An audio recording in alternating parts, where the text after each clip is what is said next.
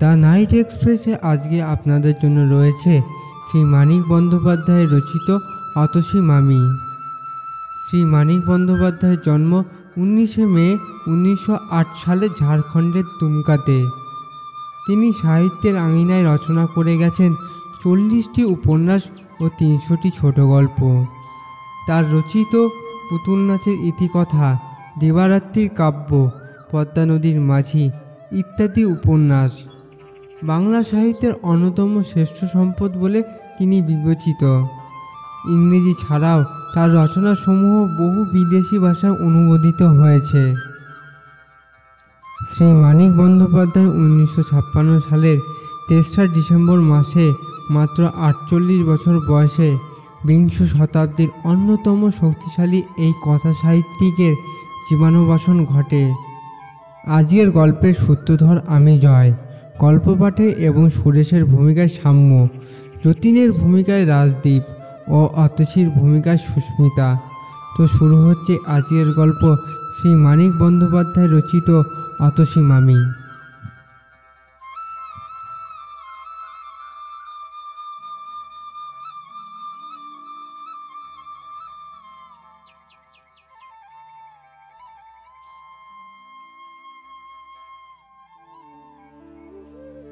যে শোনে সেই বলে, হ্যাঁ শোনার মতো বটে।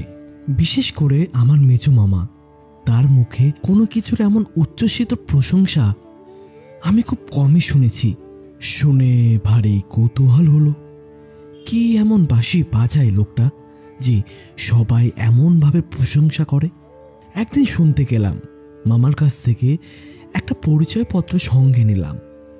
আমি থাকি বালিগঞ্জে, আর যার বাঁশি বাজানোর ওস্তাদের কথা বললাম তিনি থাকেন ভবানীপুর অঞ্চলে। মামার কাছে নামটা শুনেছিলাম, যতীন।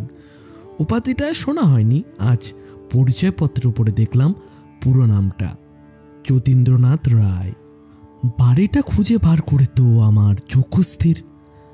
মামার কাছে যতীনবাবু এবং তার বাঁশি বাজানোর যেরকম উচ্ছ্বসিত প্রশংসা শুনেছিলাম, তাতে মনে হয়েছিল লোকটা নিশ্চয় একজন নামকরা কেউ হবেন। আর নামকরা একজন লোক যে বৈকুণ্ঠ বা মথুরার রাজপ্রাসাদ না হোক, অন্তত বেশ বড় একটা ভদ্র চেহারার বাড়িতে বাস করবেন, এই পূর্বাশা তো থাকারই কথা। কিন্তু বাড়িটা যে গলিতে, সেটার কথা না হয় ছেড়েই দিলাম। এই যে ইটের দাঁত বার করা 3 কালের বুড়োর মতো নড়বড়ে একটা ইটের খাঁচা, হ্যাঁ সামনের চেহারায় যদি এরকম হয়, ভেতরটা না জানি কিরকম হবে। উইয়ে ধরা দরজায় টোকা মারলাম। একটু পরেই দরজা খুলে যে লোকটি আমার সামনে এসে দাঁড়ালেন, তাকে দেখে মনে হলো যে ছাই গাদা নাড়তেই যেন একটা টকটকে আগুন বের হয়ে পড়েছে। খুব রোগা, গায়ের রংটাও অনেকটা ফ্যাকাশে, তবু একদিন চেহারাখানা কীরকম ছিল তা অনুমান করা খুব একটা শক্ত নয়। এখনও যা আছে তাও অপূর্ব। বয়স বছর 30-এর একটু বেশি হবে। মলিন হয়ে আসা গায়ের রং অপূর্ব, শরীরের গড়ন অসাধারণ, মুখের চেহারাও অপূর্ব।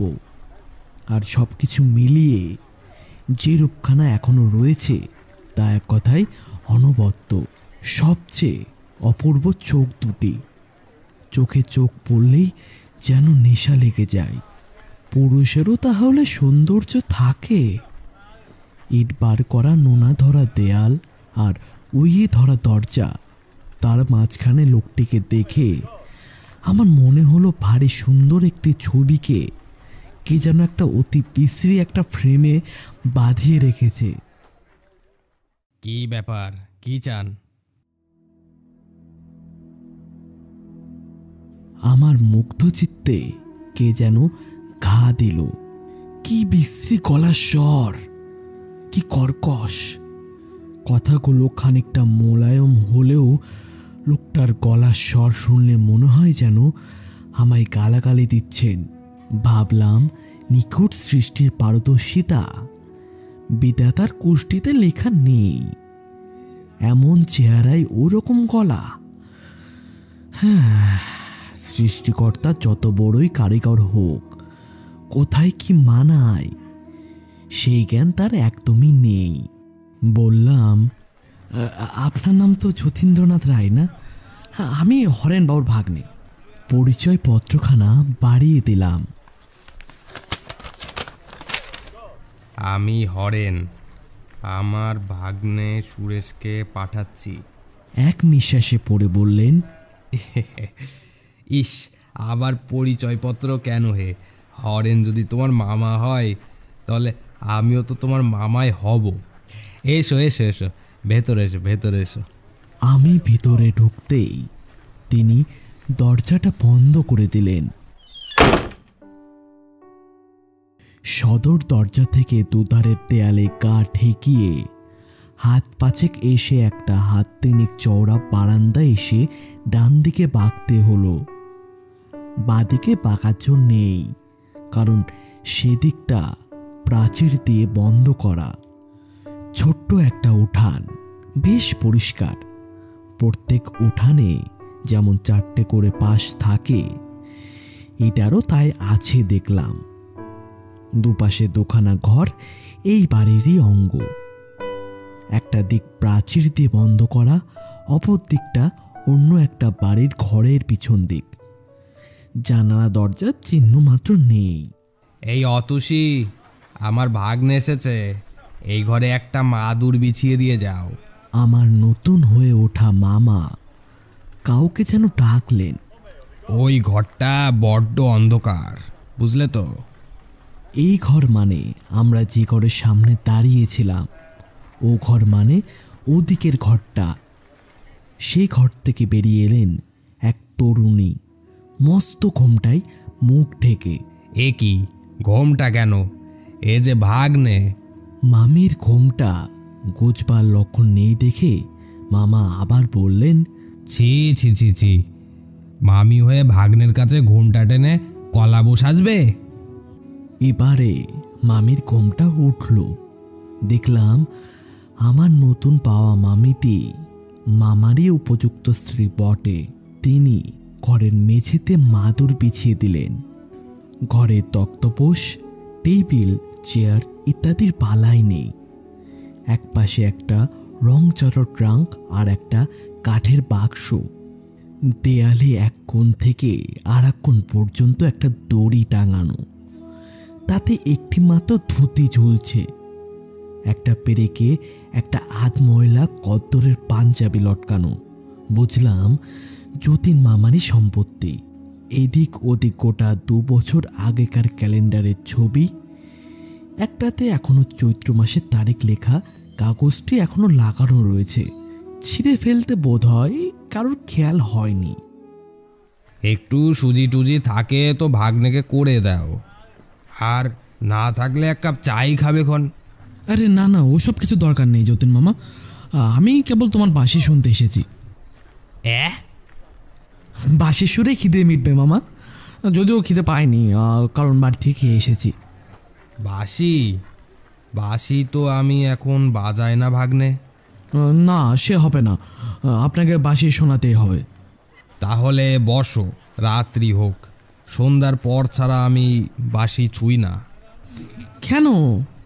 যতীন মামা মাথা নেড়ে বললেন, তা তো জানি না ভাগ্নে, দিনের বেলায় আমি বাঁশি বাজাতে পারি না, আজ পর্যন্ত কোনো দিন বাজাইনি। হ্যাঁ গো অতসী, বাজিয়েছি না কি দিনের বেলায়? না। তবে যেন প্রকাণ্ড একটা সমস্যার সমাধান হয়ে গেল এমনভাবে যতীন মামা কথাটা বললেন। আমি বললাম, মোটে তো 5টা বেজেছে, সন্ধ্যা হবে সে 7টায়। এতক্ষণ বসে থেকে আপনার কেন অসুবিধা করব? ঘুরে টুরে বরং সন্ধ্যার পরেই আসবোক্ষণ। কি যে বলো ভাগ্নে, অসুবিধাটা কোথায়? হ্যাঁ, অসুবিধাটা কোথায়? পাড়ার লোক তো বয়কট করে রেখেছে অপবাদ দিয়ে। তুমি থাকলে না হয় দুটো কথা কয়ে বাসবো। পাড়ার লোকে কি অপবাদ দিয়েছে মামা? কি গো, ভাগ্নেকে ওই কথাগুলো বলবো নাকি? অতসী মামির দিকে তাকিয়ে যতীন মামা হাসলেন, বললেন, পাড়ার লোকের খেয়ে দেয়ে কাজ নেই। তারা বলে অতসী নাকি আমার বিয়ে করা বই নয়। চোখের পলকে হাসি মুছে রাগে যতীন মামা গড় গড় করতে লাগলেন। লক্ষ্মী ছাড়া বজ্জাত লোক সব। রীতিমতো দলিল আছে বিয়ের, কিন্তু কেউ কি তা দেখতে চাইবে? কি যাতা বলছো? ঠিক ঠিক, ভাগ্নে নতুন লোক, তাকে এইসব বলাটা ঠিক হচ্ছে না বটে, কিন্তু ভারী রাগ হয় কি না তাই বলে ফেলেছি। কিছুক্ষণ চুপ করে থেকে তিনি হঠাৎ বললেন, কিন্তু তোমরা যে কেউ কারোর সাথে কথা কইছো না গো। কি কথা বলবো?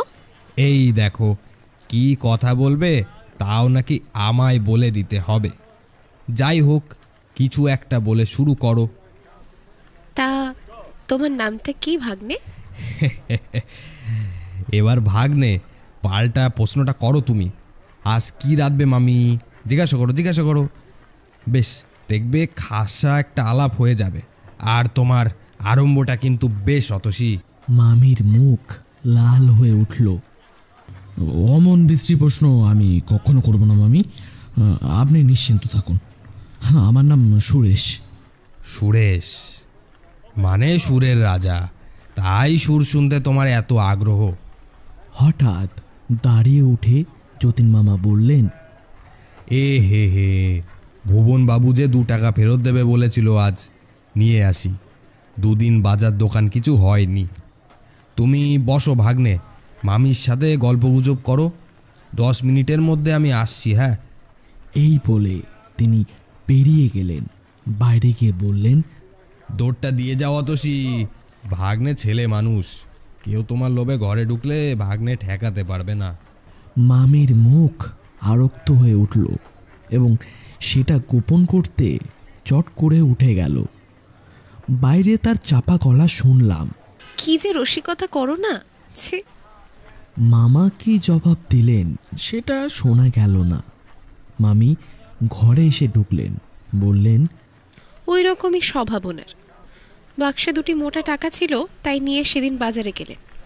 বললাম একটা থাক, জবাব দিলেন কেন? রাস্তায় ভুবনবাবু চাইতে টাকা 2টি তাকে দিয়ে খালি হাতে ঘরে ফিরলেন। আশ্চর্য লোক তো। ওই রকমই।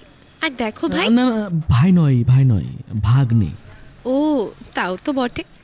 আগে থাকতে এই যে সম্বন্ধটা পাতিয়ে যে বসে আছে, ওনার ভাগ্নে না হয়ে আমার ভাই হলেই বেশ হতো। সম্পর্কটা নতুন করে পাতানো যায় না? কেন? মামি ভাগ্নে তো বেশ সম্পর্ক। আচ্ছা, তবে তাই হবে, কিন্তু আমার একটা কথা রাখতে হবে তোমায় ভাগ্নে। তুমি ওনার বাঁশি শুনতে চেও না।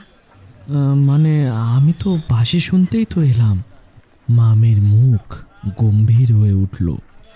কেন এলে? আমি ডেকেছিলাম? আচ্ছা, তোমাদের জ্বালায় কি আমি গলায় দড়ি দেব? তোমাদের একটু শখ মেটাবার জন্য উনি আত্মহত্যা করছেন, দেখতে পাও না তোমরা সেটা? হ্যাঁ। আমি অবাক হয়ে মামির মুখের দিকে চেয়ে রইলাম। মুখে কোনো কথা জাগলো না। রোজ তোমরা একজন না একজন এসে বাঁশি শুনতে চাইবে। আচ্ছা বলো তো, রোজ গলা দিয়ে রক্ত পড়লে মানুষ কদিন বাঁচে? হ্যাঁ, রক্ত? রক্ত নয়, দেখবে। কথাটা বলে মামি চলে গেলেন। ফিরে এলেন একটা গামলা হাতে করে। গামলার ভেতরে জমাট বাঁধা খানিকটা রক্ত। কাল উঠেছিল, ফেলতে মায়া হচ্ছিল, তাই রেখে দিয়েছি। রেখে কোনো লাভ নেই জানি, তবু। আমি জানতাম না মামি, জানলে কখনো শুনতে চাইতাম না, বিশ্বাস করুন। ইস, এই জন্য তাহলে মামার শরীর এত খারাপ? কিছু মনে করো না ভাগ্নে, অন্য কারোর সঙ্গে তো কথা হয় না, তাই তোমাকে গায়ের ঝাল মিটিয়ে বলে দিলাম। তোমার আর কি দোষ, আমার অদৃষ্ট। এত রক্ত পড়ে তবু মামা বাঁশি বাজান? হ্যাঁ, পৃথিবীর কোনো বাধাই ওনার বাঁশি বাজানো বন্ধ করতে পারবে না। কত বলেছি, কত কেঁদেছি, শোনেন। আমি চুপ করে রইলাম। মামি বলেই চললেন, কতদিন ভেবেছি বাঁশিটা ভেঙে ফেলি, কিন্তু সাহস হয়নি। হয়তো বাসির বদলে মদ খেয়ে নিজেকে শেষ করে ফেলবে, নয়তো যেখানে যা আছে সব বিক্রি করে বাসি কিনে না খেয়ে মরবে। মামির শেষের কথাগুলো কেমন যেন কুমড়ে কুমড়ে কেঁদে ঘরের চারিদিকে ঘুরে বেড়াতে লাগলো। আমি কথা বলতে গেলাম, কিন্তু কোনো কথা ফুটলো না আমার মুখে। অথচ ওই একটা ছাড়া আমার কোনো কথাই উনি ফেলেন না। আগে আকণ্ঠ মদ খেতেন, বিয়ের পর যেদিন মিনতি করে মদ ছাড়তে বললাম সেই দিন থেকে ও জিনিস ছোঁয়াই ছেড়ে দিলেন, কিন্তু বাঁশির বিষয়ে কোনো কথাই শোনেন না। আমি কিছু একটা বলতে গেলাম, কিন্তু মামি বোধহয় শুনতেই পেল না। তিনি বলেই চললেন, একবার বাঁশি লুকিয়ে রেখেছিলাম, সে কি ছটফট করতে লাগলেন যেন ওনার সর্বস্ব হারিয়ে গেছে। বাইরে দরজায় টোকা মারা শব্দ। মামি দরজাটা খুলতে গেলেন। যতীন মামা ঘরে ঢুকতে ঢুকতে বললেন, দিল না টাকা অতসী, দিল না, বলল পরশু যেতে। সে আমি আগেই জানি। আর ওই দোকানদারটাই বা কি পাজি, 100 সুজি চাইলাম তাও দিল না। মামার বাড়ি এসে দেখি ভাগ্নেকে খালি পেটেই ফিরতে হবে। সুজি দেয়নি, ভালোই করেছে। শুধু জল দিয়ে তো আর সুজি হয় না। ঘি নেই? কবে আবার ঘি আনলে তুমি? তাও তো বটে, তাও তো বটে। কথাটা বলে যতীন মামা আমার দিকে চেয়ে হাসলেন, দিব্য সপ্রতিভ হাসি।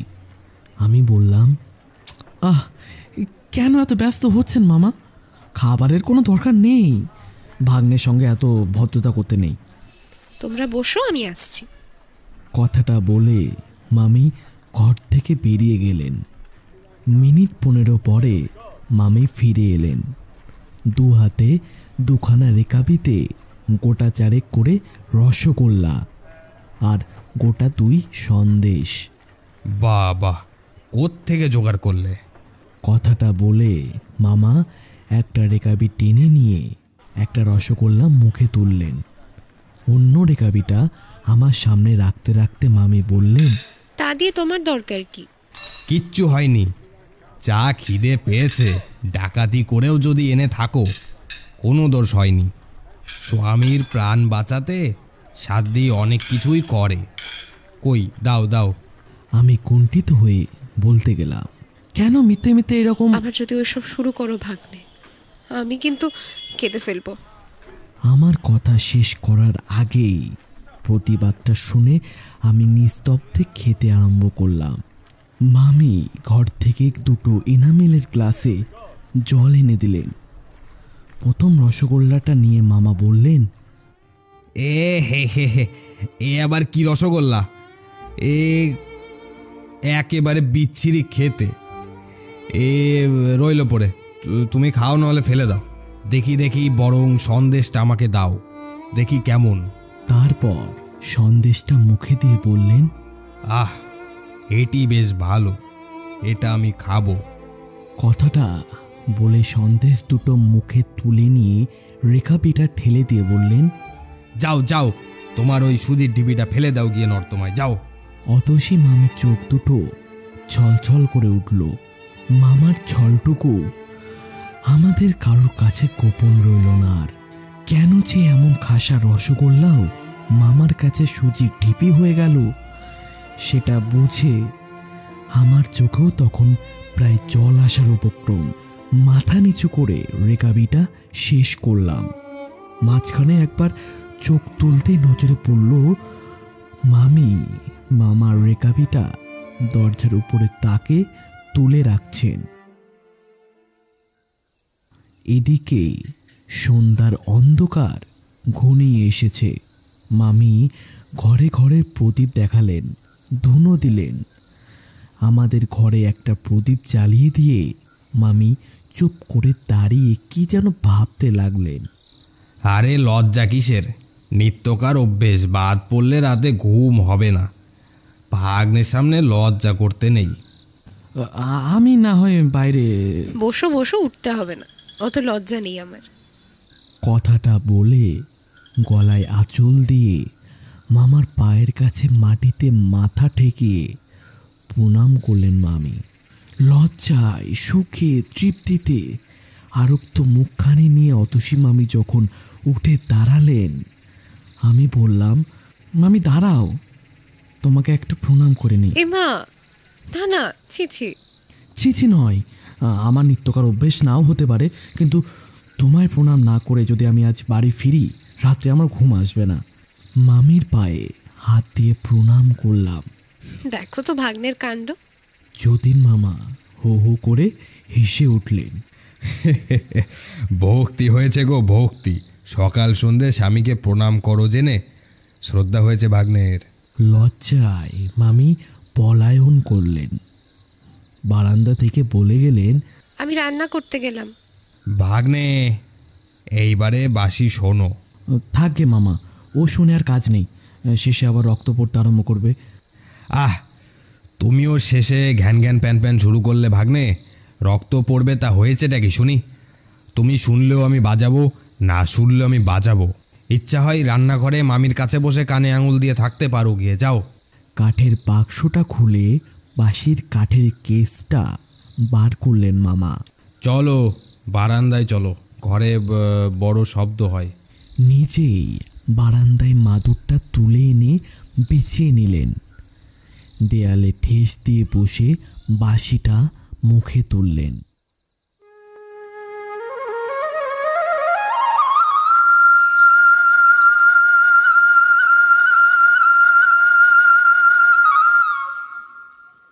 হঠাৎ আমার মনে হলো আমার ভিতরে যেন একটা উন্মাদ, একটা খ্যাপা উদাসীন সত্তা এতদিন ঘুমিয়েছিল, আজ বাঁশির সুরে সারা পেয়ে সে যেন জেগে উঠেছে। বাঁশির সুর এসে লাগে কানে, কিন্তু আমার মনে হলো বুকের তলেও যেন সুরের সাড়া পৌঁছে যাচ্ছে। অতি তীব্র বেদনার মধুরতম আত্মপ্রকাশ কেবল বুকের মাঝে গিয়ে পৌঁছায়নি, বাইরের এই ঘরদেরকেও যেন প্রাণের স্পর্শ দিয়ে জীবন্ত করে তুলেছে। আর আকাশ বাতাসকে মৃদুভাবে স্পর্শ করতে করতে যেন দূরে, বহু দূরে, যেখানে গোটা কয়েক তারা ফুটে উঠেছে দেখতে পাচ্ছি, সেখানে স্বপ্নের মায়ার মধ্যে লয় পাচ্ছে। অন্তরে ব্যথা বোধ করে আনন্দ পাওয়ার যতগুলো অনুভূতি আছে, বাঁশির সুর যেন তাদের সঙ্গে কোলাকুলি আরম্ভ করেছে। বাঁশি আমি ঢের শুনেছি, বিশ্বাস হয়নি যে এই বাঁশি বাজিয়ে একদিন কিশোরীর কুল, মান, লজ্জা, ভয় সব ভুলিয়ে দিয়েছিল, যমুনাকে উজানে বইয়েছিল। আজ মনে হলো আমার যতীন মামার বাঁশিতে সমগ্র জগৎ প্রাণ পেয়ে যদি আচমকা জেগে ওঠে, তাহলে অবাক হওয়ার কিছুই নেই। দেখি মামি কখন যেন নিঃশব্দে এসে ওদিকের বারান্দায় বসে পড়েছেন। খুব সম্ভবত ওই ঘরটায় রান্নাঘর, কিংবা রান্নাঘরে যাবার পথ ওই ঘরের ভিতর দিয়েই। যতীন মামার দিকে চেয়ে দেখলাম, খুব সম্ভবত তার সংজ্ঞা নেই। কতক্ষণ বাঁশি বাজিয়ে চলেছিল ঠিক মনে নেই, বোধহয় ঘণ্টা দেড়েক হবে। হঠাৎ একসময় বাঁশি থামিয়ে যতীন মামা ভয়ানক কাশতে আরম্ভ করলেন। বারান্দার ক্ষীণ আলোতেও বুঝতে পারলাম মামার মুখ চোখ অস্বাভাবিক রকম লাল হয়ে উঠেছে। অতসী মামি বোধহয় প্রস্তুত ছিলেন আগে থেকেই, জল আর পাখা নিয়ে ছুটে এলেন তৎক্ষণাৎ। খানিকটা রক্ত তুলে মামির সেবায় যতীন মামা অনেকটা সুস্থ হয়ে উঠলেন। মাদুরের উপর একটা বালিশ পেতে মামি তাকে শুইয়ে দিলেন। এক সময় আমি উঠে দাঁড়িয়ে বললাম, আজ তাহলে আসি যতীন মামা। মামা কিছু বলার আগে মামি তাকে বললেন, তুমি এখন কথা কইও না, ভাগ্নের বাড়িতে দুশ্চিন্তা করবে, ভাববে আজ থাক, আর একদিন এসে খেয়ে যাবে খুব। চলো আমি দরজা দিয়ে আসি। সদর দরজা খুলে বাইরে যাব। মামি আমার একটা হাত চেপে ধরে বললেন, একটু দাঁড়াও ভাগ্নে, সামলে নি। প্রদীপের আলোতেও দেখলাম মামির সমস্ত শরীর থরথর করে কাঁপছে। একটু সুস্থ হয়ে বললেন, ওনার রক্ত পড়া দেখলেই আমার এরকম হয়। হয়তো বাসি শোনাও হতে পারে। আচ্ছা, এবার তুমি আসো ভাগ্নে, শিগগিরই আর একদিন আসবে কিন্তু। আচ্ছা, মামার বাঁশি ছাড়াতে পারি কিনা একবার চেষ্টা করে দেখবো মামি। পারবে তুমি? যদি পারো ভাগ্নে, শুধু তোমার যতীন মামাকে নয়, আমার দেহেও তুমি প্রাণ দেবে। অতসী মামি ঝরঝর করে কেঁদে ফেললেন। আসার পথে কেবল মনে হচ্ছিল, নেশাকে মানুষ এত বড় দাম দেয় কেন? কি লাভ?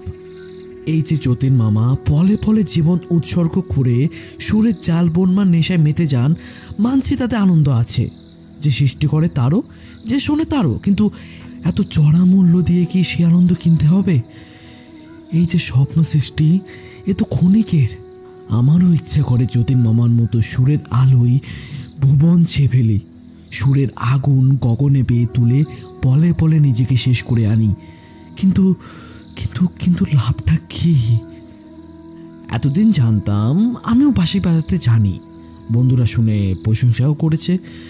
বাঁশি বাজিয়ে আনন্দ পায়নি তা নয়, কিন্তু যতীন মামার বাঁশি শুনে এসে মনে হলো বাঁশি বাজানো আমার জন্য নয়। এক একটা কাজ করার জন্য এক একজনের জন্ম হয়। আমি বাঁশি বাজাবার জন্য জন্মাইনি, আর যতীন মামা ছাড়া বাঁশি বাজানোর অধিকার কারণ নেই, বা হয়তো থাকতে পারে কারো অধিকার। কারো কারো বাঁশি শুনে হয়তো যতীন মামার মনকেও উতলা করে তোলে, হয়তো আমি তাদেরকে চিনি না। একদিন বললাম, মামা, আমাকে বাঁশি বাজানো শিখিয়ে দেবে গো? বাঁশি কি শেখার জিনিস ভাগ্নে? ও জিনিস শিখে নিতে হয়। তা ঠিক, আর শিখতেও হয় মন দিয়ে, প্রাণ দিয়ে, সমগ্র সত্তা দিয়ে, নইলে আমার বাঁশি শেখার মতোই সে শিক্ষা ব্যর্থ হয়ে যায়। অতসী মামিকে সেদিন বিদায় নেওয়ার সময় যে কথাটা বলেছিলাম, সেই কথাটা ভুলিনি। কিন্তু কি করে যে যতীন মামার বাঁশি ছাড়াবো তা কিছুতেই ভেবে পেলাম না। অথচ দিনের পর দিন যতীন মামা এই যে সর্বনাশার নেশায় পলে পলে মরণের দিকে এগিয়ে যাবেন, এ কথা ভাবতে কষ্ট হচ্ছিল। কিন্তু কি করা যায়? মামির প্রতি যতীন মামার যে ভালোবাসা, তার বোধহয় কোনো তলই নেই। মামির কান্নায় যখন তাকে দূরে ঠেলেছেন, তখন আমার কি সাধ্য তাকে ঠেকিয়ে রাখি? একদিন বললাম, মামা, আপনি আর বাঁশি বাজাবেন না। বাঁশি বাজাবো না? বলো কি ভাগ্নে? তাহলে বাজবো কি করে আমি? কিন্তু গলা দিয়ে তো রক্ত উঠছে, মামি কত কাঁদে। তো আমি কি করব? ও একটু একটু কাদা ভালো। মামি এসে দাঁড়ালেন। অতসী, অতসী, এত কান্না কিসে শুনি? বাঁশি ছেড়ে দিয়ে আমাকে মরতে বলো নাকি? তাতে কান্না বাড়বে বই কমবে না। মামি ম্লান মুখে চুপ করে দাঁড়িয়ে রইলেন। বুঝলে ভাগ্নে, এই অতসীর জ্বালায় আমার বেঁচে থাকাটাই ভার হয়ে উঠেছে। কোথা থেকে উড়ে এসে জুড়ে বসলো, নড়ার আর ক্ষমতা পর্যন্ত নেই। ওর ভার ঘাড়ে না থাকলে বাঁশি বগলে মনের আনন্দে দেশ বিদেশ ঘুরে বেড়াতুম। বেড়ানো টেরানো সব মাথায় উঠেছে এখন। মামির চোখে জল এলো। অমন করো তো, আমি একদিন। মামা একেবারে কোলে জল হয়ে গেলেন। আমার সামনেই মামির হাত ধরে কোচার কাপড় দিয়ে চোখের জল মুছিয়ে দিয়ে বললেন, শোনো না, ঠাট্টা করছিলাম। সত্যি বলছি অতসী, একটু ঠাট্টাই আর কি। চট করে হাত ছাড়িয়ে মামি বাইরে চলে গেলেন। আমি বললাম, কেন মিথ্যে মিথ্যে চটালেন মামিকে? আরে চটেনি চটেনি, লজ্জায় পালালো।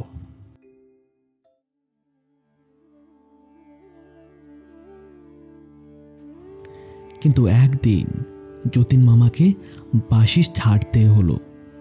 মামি ছাড়ালেন। মামির একদিন হঠাৎ টাইফয়েড জ্বর হলো। সেদিন বুঝি জ্বরের 17 দিন। সকাল 9টা বাজে। মামি ঘুমোচ্ছেন। আমি তার মাথায় আইস ব্যাগ দিয়ে চেপে ধরে যাচ্ছি। যতীন মামা একটা টুলে বসে ম্লান মুখে চেয়ে আছেন। রাত্রি জেগে জেগে তার শরীর আরো শীর্ণ হয়ে গেছে, চোখ দুটো লাল হয়ে উঠেছে, মুখে খোঁচা খোঁচা দাড়ি, চুল উস্কো খুস্কো। হঠাৎ টুল ছেড়ে উঠে মামা ট্রাঙ্কটা খুলে বাঁশিটা বার করলেন। আজ 17 দিন ওটা ওই বাক্সেই বন্ধ ছিল। আমি সবিস্ময়ে জিজ্ঞাসা করলাম, পাশে কি হবে মামা? ছেঁড়া পামশুতে পা ঢোকাতে ঢোকাতে মামা বললেন, বেচে দিয়ে আসবো। মানে? মানে ডাক্তার বোসকে একটু ডাকতে হবে ভাগ্নে। তা বাসে থাক না, আমার কাছে কটা টাকা আছে। প্রত্যুত্তরে শুধু একটু হেসে যতীন মামা পেরেকে টাঙানো জামাটা টেনে নিলেন। যদি কোনো কাজে লাগে এই ভেবে পকেটে কিছু টাকা এনেছিলাম। মিথ্যা চেষ্টা।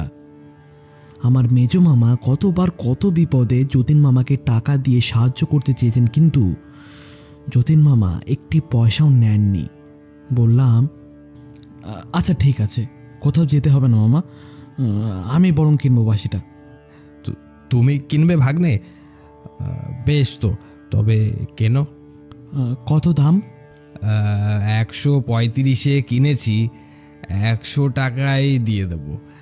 বাসি কিন্তু ঠিকই আছে, কেবল ওই সেকেন্ড হ্যান্ড এই যা। কিন্তু আপনি তো সেদিন বললেন এরকম বাসি বলে খুঁজে পাওয়া যায় না, অনেক বেচে আপনি এটা কিনেছেন। ওটা আমি 135 দিয়ে কিনবো মামা। যা, তাই হয় নাকি? আমাকে কি জোচ্চর পেলেন মামা? আপনাকে ঠকিয়ে কম দামে আমি বাসি কিনবো? পকেটের 10 টাকা 3 নোট ছিল, বার করে মামার হাতে দিয়ে বললাম, এই 30 টাকা আগাম নিন, বাকি টাকাটা বিকেলে নিয়ে আসবো। আচ্ছা তাই দিও খন। আমি অন্যদিকে মুখ ফিরিয়ে নিলাম। যতীন মামার মুখের ভাবটা দেখার সাহস হলো না আমার। খুব কষ্ট হচ্ছে ভেবো না, ও সব ঠিক হয়ে যাবে। আমার চোখে জল এলো। তাড়াতাড়ি মুখ ফিরিয়ে মামির শিয়রে গিয়ে বসলাম। মামির ঘুম এখনো ভাঙেনি। জানতেও পারলেন না যে রক্তপিপাসা বাসিটা ঝলকে ঝলকে মামা রক্ত পান করত। আমি আজ সে বাসিটা কিনে নিলাম। মনে মনে বললাম, মিথ্যে আশা, এই যে বালির বাঁধ। একটা বাঁশি গেলে আর একটা বাঁশি কিনতে কতক্ষণ। লাভের মধ্যে যতীন মামার একান্ত প্রিয় বস্তু হাতছাড়া হয়ে যাবার বেদনাটাই পেলেন শুধু। বিকেলে বাকি টাকা এনে দিতেই যতীন মামা বলে উঠলেন, ভাগ্নে, বাড়ি যাওয়ার সময় বাসিটা নিয়ে যেও। বুঝলাম পরের হাতে চলে যাওয়া বাঁশিটা চোখের সামনে থাকা তার সহ্য হবে না। আচ্ছা ঠিক আছে, আমি নিয়ে যাবো খন। হ্যাঁ হ্যাঁ, নিয়েই যেও। তোমার জিনিস এখানে কেন ফেলে রাখবে, বুঝলে না? 19 দিনের দিন মামির অবস্থা সংকটজনক হয়ে উঠল। যতীন মামা টুলটা বিছানার কাছে টেনে এনে মামির একটা হাত মুঠো করে ধরে নীরবে তার রোগশীর্ণ ঝরা ফুলের মতো ম্লান মুখের দিকে চেয়েছিলেন। হঠাৎ অতসী মামি বললেন, আমি বোধহয় আর বাঁচব না। তা কখনো হয় অতসী? তোমাকে যে বাঁচতেই হবে। আরে তুমি না বাঁচলে আমিও তো বাঁচবো না। বালাই ষাট, বাঁচবে বই কি।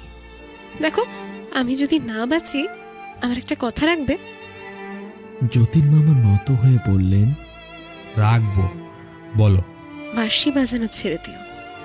তিল তিল করে তোমার শরীর ক্ষয় হচ্ছে দেখে ওপারে গিয়েও আমার শান্তিতে থাকতে পারবো না।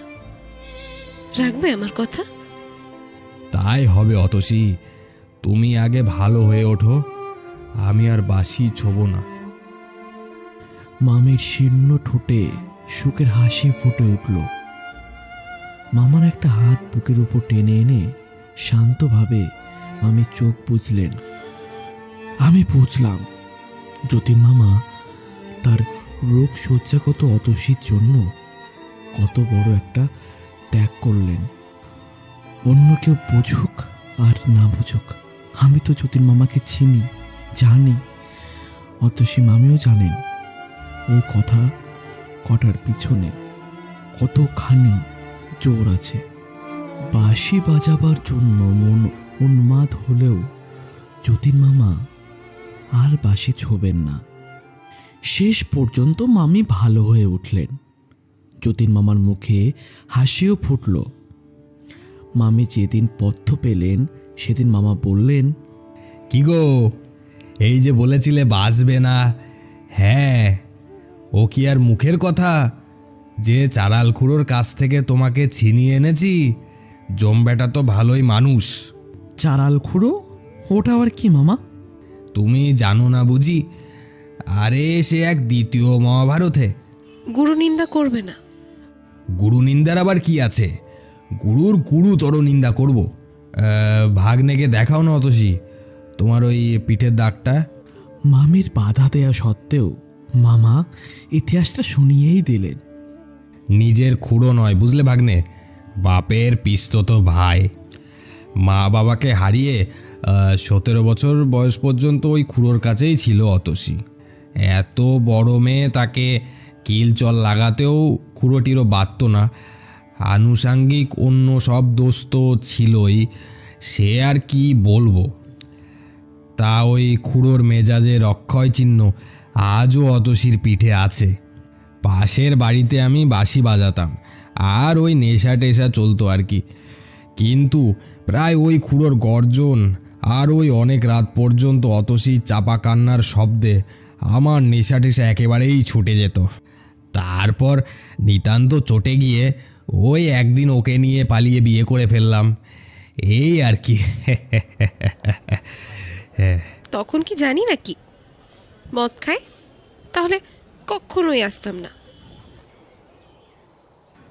মাস দুয়েক পরের কথা, কলেজ থেকে শটান করে যতীন মামার ওখানে গিয়ে হাজির হলাম।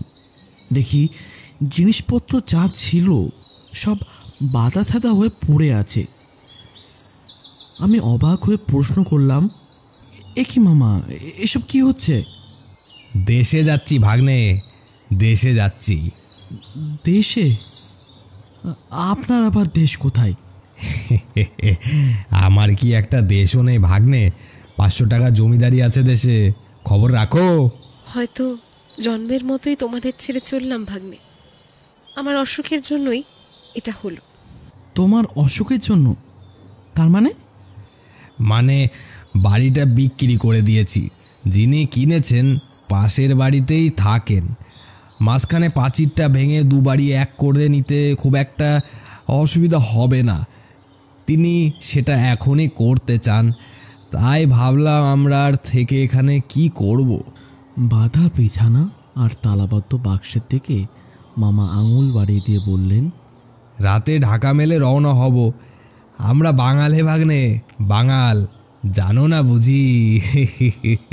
অবাক মানুষ, এমন অবস্থাতেও হাসি আসে। গম্ভীরভাবে উঠে দাঁড়িয়ে বললাম, আচ্ছা বেশ, আমি আসছি তাহলে। মামি, এলাম। হতসী মামি উঠে এসে আমার হাতটা চেপে ধরে বললেন, লক্ষ্মী ভাগ্নে, রাগ করো না। আগে থাকতে তোমায় খবর দিয়ে লাভ তো কিছুই ছিল না, কেবল মনে ব্যথা পেতে। যে ভাগ্নে তুমি, কত কি হাঙ্গামা বাঁধিয়ে তুলতে। ঠিক আছে কিছু? আমি ফিরে গিয়ে বাঁধা বিছানাটার উপর বসলাম। আজ যদি না আসতাম একটা খবরও পেতাম না। কাল এসে দেখতাম বাড়িঘর খা খা করছে। এটা কীরকম কথা মামা? আরে রামু, তোমায় না বলে যেতে পারি? দুপুরবেলায় সেনের ডাক্তারখানা থেকে ফোন করে দিয়েছিলাম তোমার বাড়িতে, কলেজ থেকে বাড়ি ফিরলেই খবর পেতে। বাড়ি আর গেলাম না। শিয়ালদা স্টেশনে মামা মামিকে উঠে দিতে গেলাম। গাড়ি ছাড়ার আগে কতক্ষণ সময় যে কি করে কাটলো তা ঠিক বলতে পারবো না।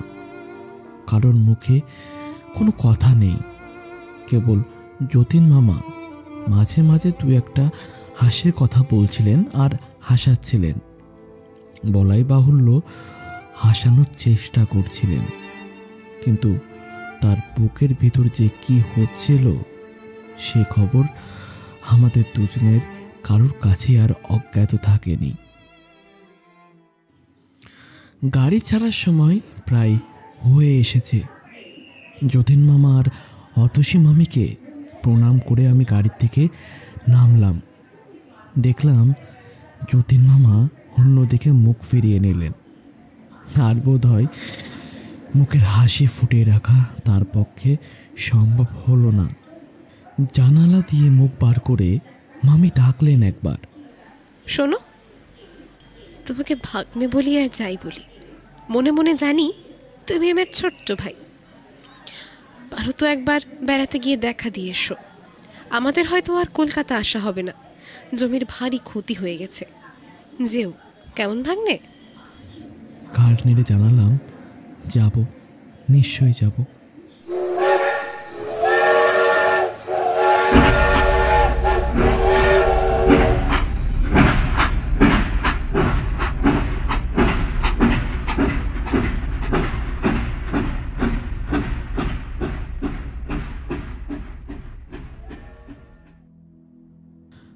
বাঁশি বাজিয়ে গাড়ি ছেড়ে দিল।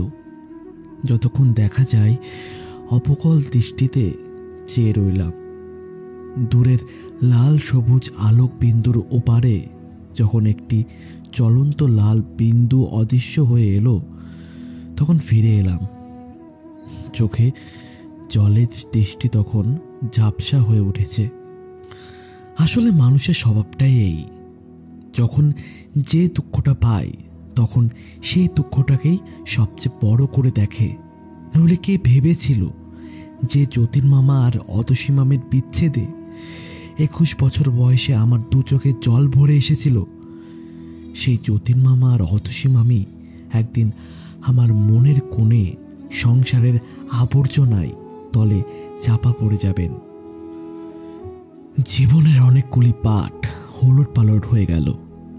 যথাসময়ে ভাগ্য আমার ঘাড় ধরে যৌবনের কল্পনা সুস্বর্গ থেকে বাস্তবের কঠোর পৃথিবীতে নামিয়ে দিল। নানা কারণে আমাদের অবস্থা খারাপ হয়ে পড়ল। বালিগঞ্জের বাড়িটা পর্যন্ত বিক্রি করে ঋণ শোধ দিয়ে 80 টাকার মাইনের একটা চাকরি নিয়ে শ্যামবাজার অঞ্চলে একটা ছোটোখাটো বাড়ি ভাড়া নিলাম। তারপর মায়ের কান্নাকাটিতে গলে একটা বিয়েও করে ফেললাম। প্রথম সমস্ত পৃথিবীটাই যেন কেমন তেতো মনে হতে লাগলো। জীবনটা বিষাদ হয়ে গেল।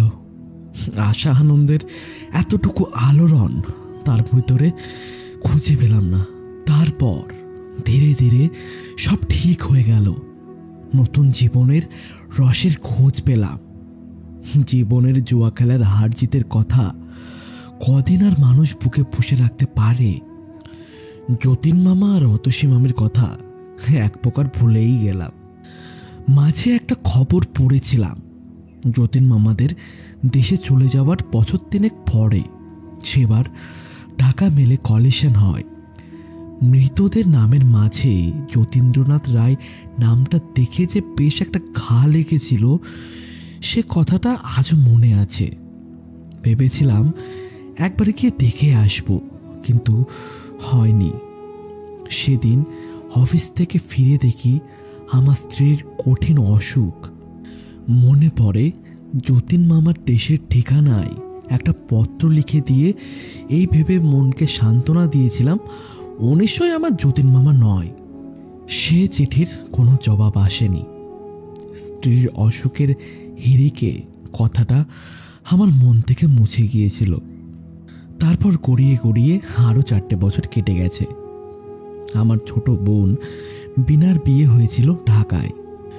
পুজোর সময় বিনাকে তারা পাঠালেন না, তাই অগ্রহায়ণ মাসে বিনাকে আনতে ঢাকা গেলাম, কিন্তু আনা আর হলো না। গিয়ে দেখি বিনার শাশুড়ির খুব অসুখ। আমি যাবার আগের দিন হু হু করে জ্বর এসেছে। ডাক্তার আশঙ্কা করেছেন নিউমোনিয়া। কাজে খানিক মন ক্ষুণ্ণ হয়ে একাই ফিরে এলাম। গোয়ালন্দে স্টিমার থেকে নেমে ট্রেনের একটা ইন্টারে ভিড় কম দেখে উঠে পড়লাম। 2টি মাত্র ভদ্রলোক আর এক কোণে র্যাপার মুড়ি দিয়ে একটা স্ত্রীলোক। খুব সম্ভবত ওদেরই একজনের স্ত্রী। জিনিসপত্রের একান্তই অভাব। খুশি হয়ে একটা বেঞ্চিতে কম্বলের ওপর চাদর বিছিয়ে দিয়ে বসলাম। যথাসময়ে গাড়ি ছাড়লো, পরে স্টেশনে থামলো, আবার চলল। এটা ঢাকা মেল বটে, কিন্তু পোরাত পর্যন্ত প্রত্যেক স্টেশনে থেমে থেমে প্যাসেঞ্জার হিসাবে চলে। পোরাদের পর ছোটোখাটো স্টেশনগুলি বাদ দেয় এবং গতিও বাড়ায় কিছুটা। গোয়ালন্দের পর গোটা 3 স্টেশন পার হয়ে একটা স্টেশনে গাড়ি দাঁড়াতে ভদ্রলোক দুটি জিনিসপত্র নিয়ে নেমে গেলেন। স্ত্রী লোকটি কিন্তু তেমনভাবেই বসে রইলেন। ব্যাপার কি, এনাকে ফেলেই দেখছি এরা নেমে গেল। এমন অন্যমনস্ক তো কখনো দেখিনি। ছোটোখাটো জিনিস মানুষ ভুলতে পারে, কিন্তু একটা আস্ত স্ত্রীলোক, কি জানি। দেরি না করে জানালা দিয়ে তাকিয়ে দেখলাম পিছনে দৃষ্টিপাত মাত্র না করে ভদ্রলোক দুজন স্টেশনে গেট পার হচ্ছেন। হয়তো ভাবছেন চিরদিনের মতোই আজও তার স্ত্রী তার পিছু পিছু চলছেন। গেটের ওপারে ভদ্রলোক দুটি অদৃশ্য হয়ে গেলেন, গাড়িও ছেড়ে দিল। অগত্যা নিজের জায়গায় বসে পড়লাম। তবে কি ইনি একাই চলছেন নাকি? বাঙালি মেয়ে নিশ্চয়ই। র্যাপার দিয়ে নিজেকে ঢাকার কায়দা দেখেই সেটা বোঝা যায়। বাঙালি মেয়ে এই রাত্রিবেলায় নিঃসঙ্গ যাচ্ছেন, তাও আবার পুরুষদের গাড়িতে। শুনছেন? শুনুন, আপনার সঙ্গীরা কিন্তু সব নেমে গেছেন, শুনতে পাচ্ছেন? এইবারে আলোয়ানের পোটলা নড়ল এবং আলোয়ান ও ঘোমটা সরে গিয়ে যে মুখখানা বের হয়ে এলো তা দেখে আমি চমকে উঠলাম। কিছু নেই সে মুখে, কিছু নেই এতে। আমার অতসী মামির সঙ্গে এ মুখের অনেক তফাৎ, কিন্তু কিন্তু তবু আমার মনে হলো এ আমার অতসী মামি। গলা শুনে মনে হয়েছিল এ আমার ভাগ্নের গলা, কিন্তু অতটা আশা করতে পারিনি। মুখ বার করতে ভয় হচ্ছিল, পাছে আশা ভেঙে যায়। খুব বদলে গেছি না? মামির সিঁথিতে সিঁদুর নেই, কাপড়ের পাড়ের চিহ্নও খুঁজে পেলাম না। 4 বছর আগে ঢাকা মেল কলিশনের মৃতদের তালিকায় একটা অতি পরিচিত নামের কথা মনে পড়ল বটে। তাহলে যতীন মামা তবে সত্যিই নেই। খবরের কাগজে মামার নাম দেখেছিলাম, কিন্তু বিশ্বাস হয়নি মামি যে সে আমার যতীন মামা। একটা চিঠিও লিখেছিলাম, পাওনি? তারপরেই আমি ওখান থেকে 2-3 মাসের জন্য চলে যাই আমার এক দিদির কাছে, দূর সম্পর্কের অবশ্য। ভাগ্নের কথা বুঝি মনে ছিল না? তা নয়, কিন্তু খবর দিয়ে আর কি হতো, যা হবার তা তো হয়েই গেল। বাসিকে ঠেকিয়ে রাখলাম, কিন্তু নিয়তিকে তো ঠেকাতে পারলাম না। তোমার মেজো মামার কাছে তোমার কথাও সব শুনলাম। আমার দুর্ভাগ্য নিয়ে তোমার বিরক্ত করতে ইচ্ছে হলো না। জানি তো একটা খবর দিলেই তুমি ছুটে আসবে। তা কি করছো এখন ভাগ্নে? চাকরি। তুমি এখন কোথায় যাচ্ছ? একটু পরেই বুঝবে। ছেলে পিলে কটি? একটি ছেলে। ভারী ইচ্ছে করছে আমার ভাগ্নের খোকাকে দেখে আসতে। দেখাবে একবার কার মতো হয়েছে, তোমার মতো না তার মায়ের মতো? কত বড় হয়েছে। 3 বছর চলছে। চলো না মামি আমাদের বাড়ি, বাকির প্রশ্নগুলোর জবাব না হয় নিজের চোখে দেখে আসবে। গিয়ে যদি আর না নড়ি? কিন্তু তেমন ভাগ্য কি আমার হবে? কিন্তু সত্যি কোথায় যাচ্ছ বলো তো? এখন থাকো কোথায়? থাকি দেশে। কোথায় যাচ্ছি একটু পরই বুঝবে। ভালো কথা, সে বাসিটার কি হলো ভাগ্নে? এইখানেই আছে। এইখানে? এই গাড়িতে? হ্যাঁ আছে। আমার ছোট বোন বিনাকে আনতে গেছিলাম। সে লিখেছিল বাঁশিটা নিয়ে যেতে। সবাই নাকি বাঁশি শুনতে চায়। তুমি বাজাতে জানো নাকি? বার করো না বাঁশিটা। উপর থেকে বাঁশির কেসটা পারলাম। বাঁশিটা বার করতেই মামি ব্যাঘ্র হাতে টেনে নিয়ে এক দৃষ্টিতে সেটার দিকে চেয়ে রইলেন। বিয়ের পর এটাকে বন্ধু বলে গ্রহণ করেছিলাম। মাঝখানে এর চেয়ে বড় শত্রু আমার ছিল না। আজ আবার এটাকে বন্ধু মনে হচ্ছে। শেষ 3টে বছর বাঁশিটার জন্য ছটফট করে কাটিয়েছিলেন। আজ মনে হচ্ছে বাঁশি বাজানো ছাড়তে না বললেই হয়তো ভালো হতো। বাঁশির ভেতর দিয়ে মরণকে বরণ করলে তবু শান্তিতে যেতে পারতেন। শেষ কটা বছর এত মনোকষ্ট ভোগ করতে হতো না হয়তো। বাঁশিটা মামার মতো ভঙ্গিতে ধরে মামি মুখে তুললেন। পরক্ষণে ট্রেনের শব্দ ছাপিয়ে চমৎকার বাঁশি বেজে উঠল। পাকা গুণীর হাতের স্পর্শ পেয়ে বাঁশি যেন প্রাণ পেয়ে অপূর্ব বেদনার সুরে চাল বুনে চলেছে। আমার বিস্ময়ের সীমা রইল না। এ তো অল্প সাধনার কাজ নয়। যাত্রার হাতে বাঁশি এমন অপূর্ব কান্না কাঁদে না। মামির চোখ ধীরে ধীরে বন্ধ হয়ে এলো। কিছুক্ষণ পর বাঁশি থামল। মামির একটা দীর্ঘ নিঃশ্বাস ঝরে পড়ল। কিছুক্ষণ স্তব্ধ হয়ে থেকে বললাম, এই কথাটাও তো এতদিন গোপন করে রেখেছিলে। বিয়ের পর শিখিয়েছিলেন। বাঁশি শেখার কি আগ্রহী তখন ছিল আমার। তারপর যেদিন বুঝলাম বাঁশি আমার শত্রু, সেই দিন থেকে আর ছুঁইনি। আজ কতকাল পরে বাজালাম, মনে হয়েছিল হয়তো বোধহয় ভুলে গেছি। ট্রেন এসে একটা স্টেশনে দাঁড়ালো। মামি জানালা দিয়ে মুখ বার করে আলোর গায়ে লেখা স্টেশনের নামটা পড়ে ভেতরে মুখ ঢুকিয়ে নিলেন। বললেন, পরের স্টেশনে আমি নেমে যাব ভাগ্নে। পরের স্টেশনে? কেন?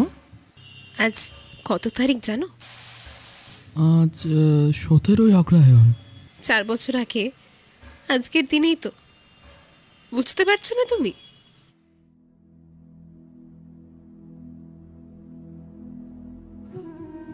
মুহূর্তে সব দিনের আলোর মতো স্বচ্ছ হয়ে গেল। ঠিক 4 বছর আগে এই 17ই অগ্রহায়ণ ঢাকা মিলে কলিশন হয়েছিল। সেদিনও এমনই সময়ে এই ঢাকা মিলটির মতো সেই গাড়িটাও শত শত নিশ্চিন্ত আরোহীকে বলে বলে মৃত্যুর দিকে টেনে নিয়ে যাচ্ছিল। বলে উঠলাম, মামি। মামি স্থির দৃষ্টিতে আমার দিকে চেয়ে বললেন, সামনে স্টেশনের অল্প এদিকে লাইনের ধারে কঠিন মাটির উপর তিনি মৃত্যু যন্ত্রণায় ছটফট করছিলেন। প্রত্যেক বছর আজকের দিনটিতে আমি ওর তীর্থ দর্শন করতে যাই। আমার কাছে আর কোনো তীর্থের এতটুকু মূল্য নেই। হঠাৎ জানালার কাছে সরে গিয়ে বাইরের দিকে আঙুল বাড়িয়ে দিয়ে বললেন, ওই যে ওইখানে দেখতে পাচ্ছ না? আমি তো স্পষ্ট দেখতে পাচ্ছি তিনি যন্ত্রণায় ছটফট করতে করতে একটু স্নেহ শীতল স্পর্শের জন্য ব্যগ্র হয়ে রয়েছে। একটু জলের জন্যই হয়তো। মা গো, আমি তখন কোথায়? দু হাতে মুখ ঢেকে মামি ভেতরে এসে বসে পড়লেন। ধীরে ধীরে গাড়িখানা স্টেশনের ভেতরে ঢুকলো। বিছানাটা গুটিয়ে নিয়ে আমি বললাম, এই রাতে আমি তোমাকে একলা কি করে যেতে দিই বলো তো? আমি যাব তোমার সঙ্গে। মামির চোখ জ্বলে উঠল। তোমার তো বুদ্ধির অভাব নেই ভাগ্নে। আমি কি সঙ্গী নিয়ে সেখানে যেতে পারি? সেই নির্জন মাঠে সমস্ত রাত আমি তার সঙ্গ অনুভব করি। সেখানে কি কাউকে নিয়ে যাওয়া যায়? ওইখানের ওই বাতাসে যে তার শেষ নিঃশ্বাস রয়েছে। অবুঝ হয়েও না।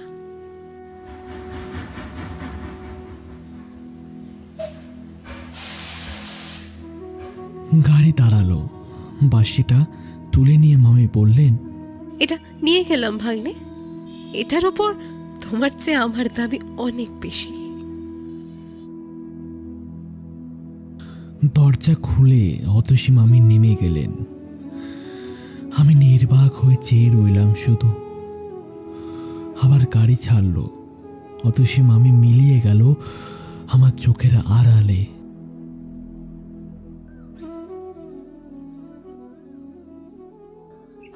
আপনারা এতক্ষণ শুনছিলেন শ্রী মানিক বন্দ্যোপাধ্যায় রচিত অতসী মামি।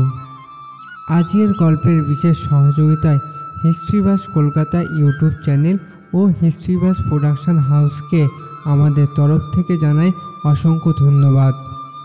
আপনারা এরকমই আরও গল্প শুনতে দ্য স্টোরি স্টেশন ইউটিউব চ্যানেলকে সাবস্ক্রাইব করুন। আর গল্পটি ভালো লেগে থাকলে একটি লাইক করুন এই গল্প নিয়মিত শুনলেন আর পাশাপাশি আপনার কাছের মানুষকে শেয়ার করে শুনতে সাহায্য করুন। আজ তবে এই পর্যন্ত। ভালো থাকুন, সুস্থ থাকুন আর শুনতে থাকুন দ্য স্টোরি স্টেশন।